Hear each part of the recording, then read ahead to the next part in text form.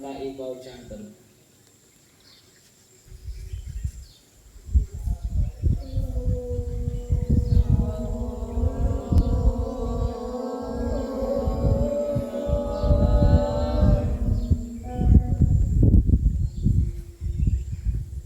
ओम भूर्भुवः स्वः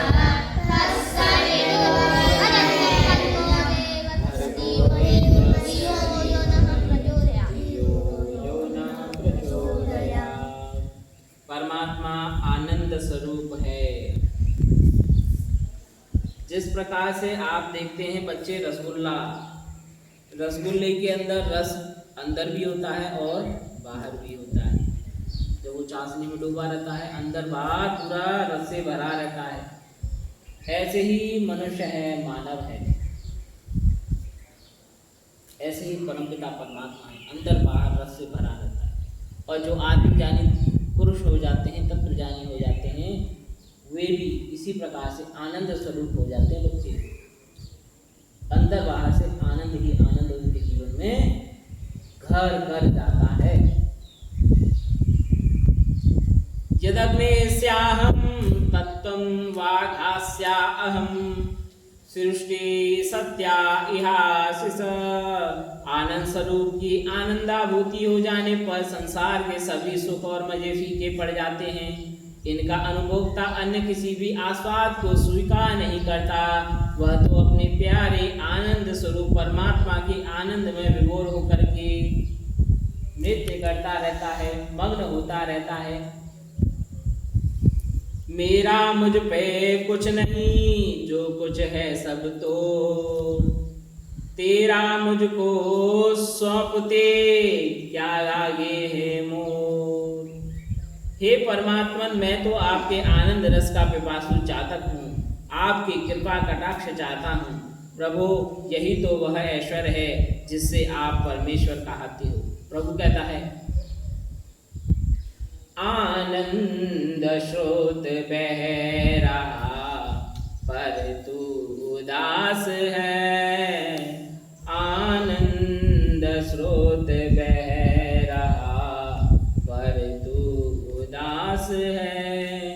अचरज है जल में रह के भी मछली को प्यास है। अचरज है जल में रह के भी मछली को प्यास है। आनंद स्रोत बह रहा पर तू उदास है। आनंद स्रोत बह रहा पर तू उदास है। जैसे अग्नि में आग चमकन में चमक रहती है, वैसे ही परमपिता परमात्मा भी हर जीवात्मा के अंदर विराजमान है। तुम सब के अंदर परमात्मा विराजमान है। उस कुत्ते में भी है, वृक्षों में भी है, भवन में भी है, वायु आकाश में, भूमि में, सर्वत्र भगवान विराजमान है। हे जानमय तप तेज आनंद स्वरूप परमात्मन, मैं तू हो जाऊं और तू मैं हो जाओ। परमपिता परमात्मा से साधक ऐसी प्रार्थना करता है कि मैं तुझ स्वरूप वाला हो जाऊं और तू मेरे स्वरूप वाला हो जाए।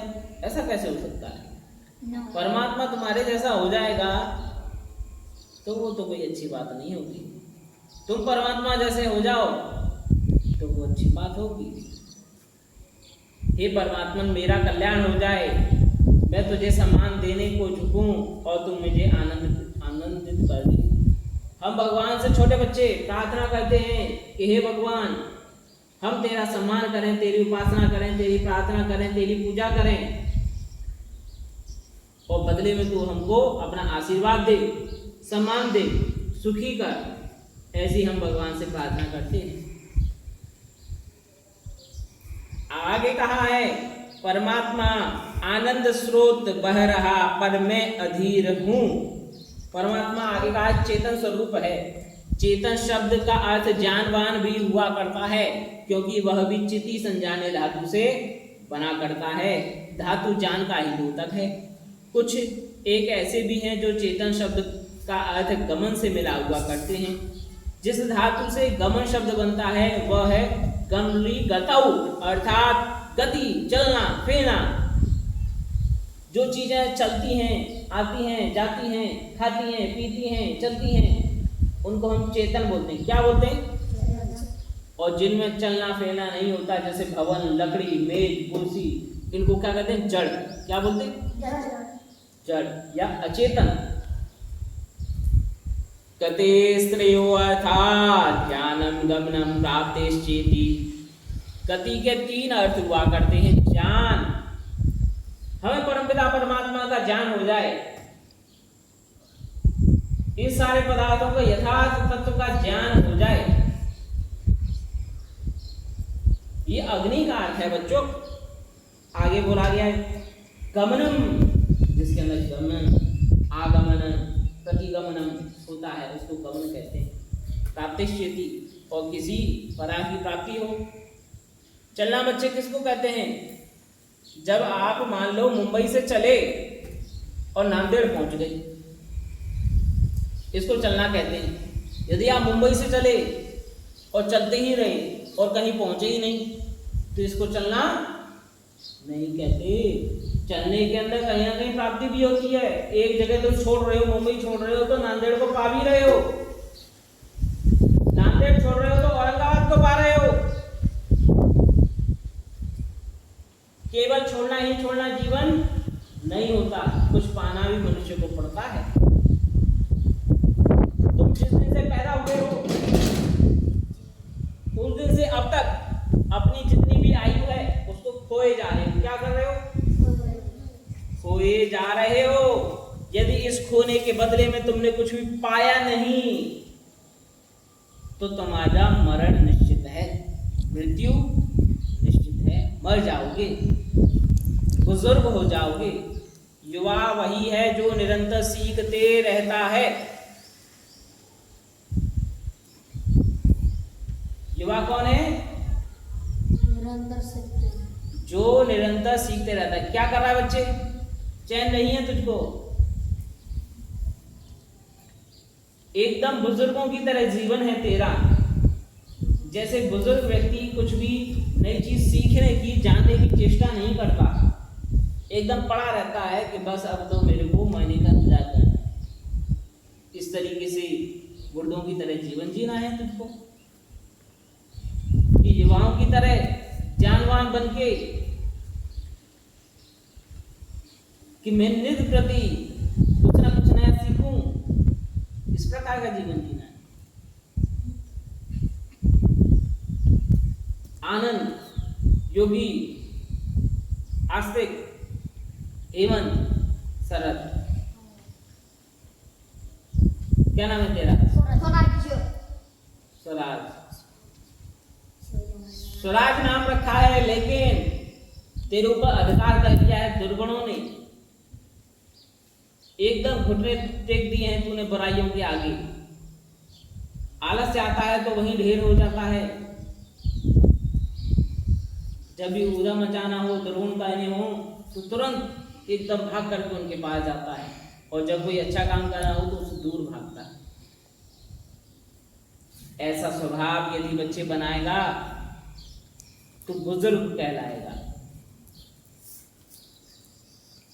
परमात्मा चेतन स्वरूप है, इसलिए परमात्मा के लिए कहा गया स्वाभिविकी ज्ञान बल क्रिया च। परमात्मा में स्वाभाविक रूप से ज्ञान है और बल है। परमात्मा स्वाभाविक रूप से ज्ञान और बल का भंडार है। ईश्वर में चेतन स्वरूपतः तो है ही, किंतु स्वभावतः भी है। इसलिए महाभाष्यकार क्या कहते हैं? जेयम यत्तद् प्रवक्ष्यामि यज्जात्वा अमृतम अश्नुते। क्योंकि वह ज्ञान से जेय है, अतएव वह ज्ञान स्वरूप अर्थात चेतन स्वरूप है। जिसे जानकर जीवात्मा अमृत हो जाता है, वही कहा जाता है कि वह चेतन स्वरूप है। आपके विचार के लिए कुछ शब्द मैं प्रेषित करता हूं, जैसे चेतन। चेतन किसको कहते हैं बच्चों? बताओ।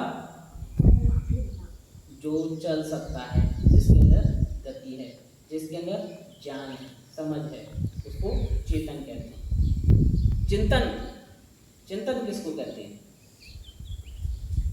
चिंतन मस्तिष्क में होता है।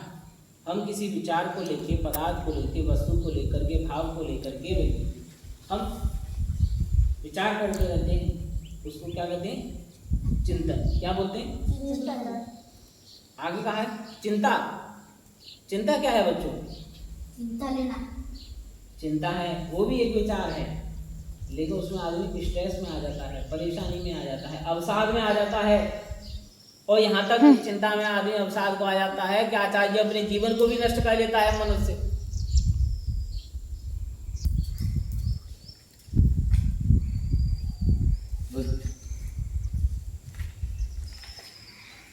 मैं आपसे बात कर रहा था चिता। चिता क्या है बच्चों? चिता मुर्दे को जलाती है। किसको?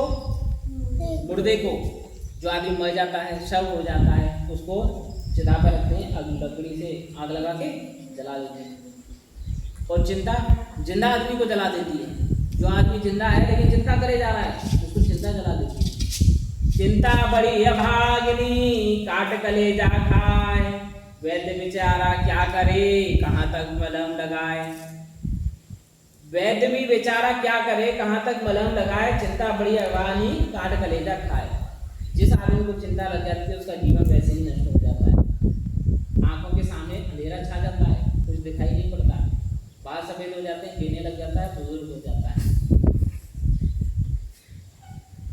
आगे बोला है चित्त। चित्त क्या है? हमारा जो हृदय है, हमारे हृदय को ही 4 चीजों से जाना गया है। अंतःकरण चतुष्ट बोलते हैं। मन एक होते हैं, मन, हृदय, चित्त। ठीक है।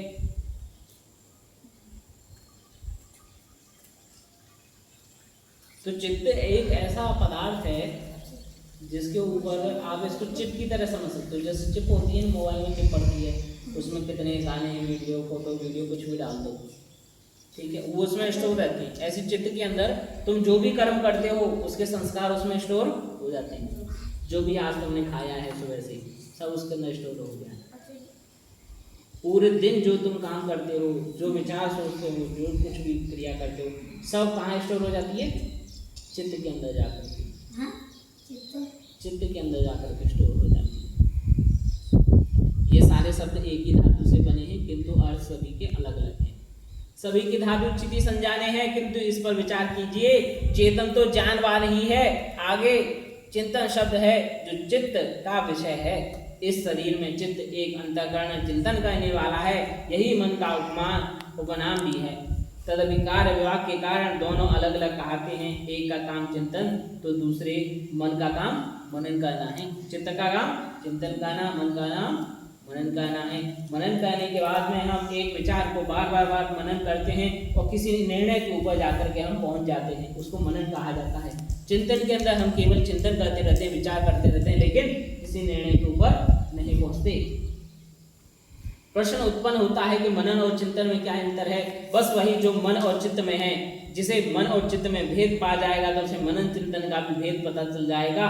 मनन मन से होता है, अतः संकल्प विकल्प वाला होता है, किंतु चिंतन चित्त से होता है, चित्त के साथ बुद्धि समावेश है।